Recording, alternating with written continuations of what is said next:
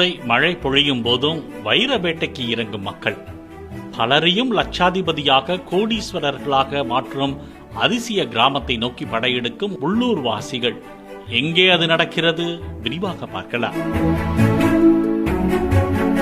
ஆந்திர பிரதேசத்தின் ராயலசீமா என்று அழைக்கப்படும் கர்னூல், அனந்தபூர் மாவட்டங்களில் வரலாற்று சிறப்புமிக்க கொல்லூர் வைர சுரங்கம் ஒரு காலத்தில் இருந்தது.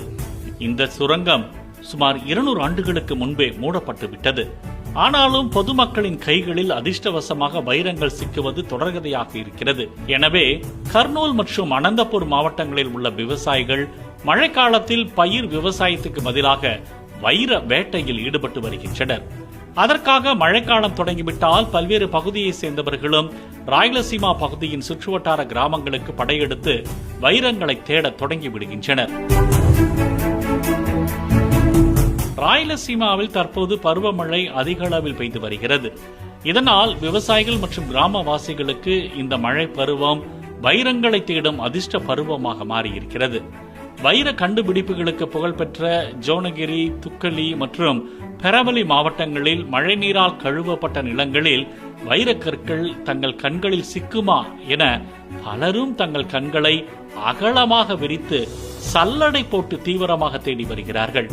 அங்கு கிடைக்கும் வைரங்களை போட்டி போட்டு வாங்க வைர வியாபாரிகளும் அங்கேயே அதிக அளவில் முகாமிட்டு வருகிறார்கள். நீங்கள் ஒரு கல்லை கண்டெடுத்தாலும் அது உங்கள் அதிர்ஷ்டத்தை தரும் என்கிறார்கள் உள்ளூர் மக்கள்.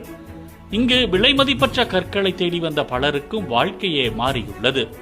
சாதாரணமாக விவசாயிகளாக இருந்தவர்களை லட்சாதிபதிகளாகவும் கோடீஸ்வரர்களாகவும் மாறிய வரலாறு இருப்பதாக இப்பகுதி மக்கள் தெரிவிக்கின்றனர். பலோட் என்பவர்தான் முதலில் வைரத்தை 2018 கண்டுபிடித்துள்ளார். அவர் இந்த ஆண்டு ஒரு கல்லை மட்டும் 8 லட்சம் ரூபாய்க்கு விற்றதாக கூறியிருக்கிறார். அதேபோல் சமூக சேவகியான தீபிகா என்பவரும் இதற்கு முன்பு ஒரு வைரத்தை பல லட்சத்திற்கு விற்றதாகவும் கூறியிருக்கிறார். இவர்கள் மட்டுமல்ல, பலரையும் லட்சாதிபதிகளாகவும் கோடீஸ்வரர்களாகவும் கர்னூல் வைரம் மாற்றி உள்ளது. இப்படி தூண்டுதலால் பலரும் வைர வேட்டையில் இறங்கியுள்ளனர். இதனால் இவர்களின் நம்பிக்கையும் தேடுதல்களும் நாளுக்கு நாள் அதிகரித்து வருகிறது.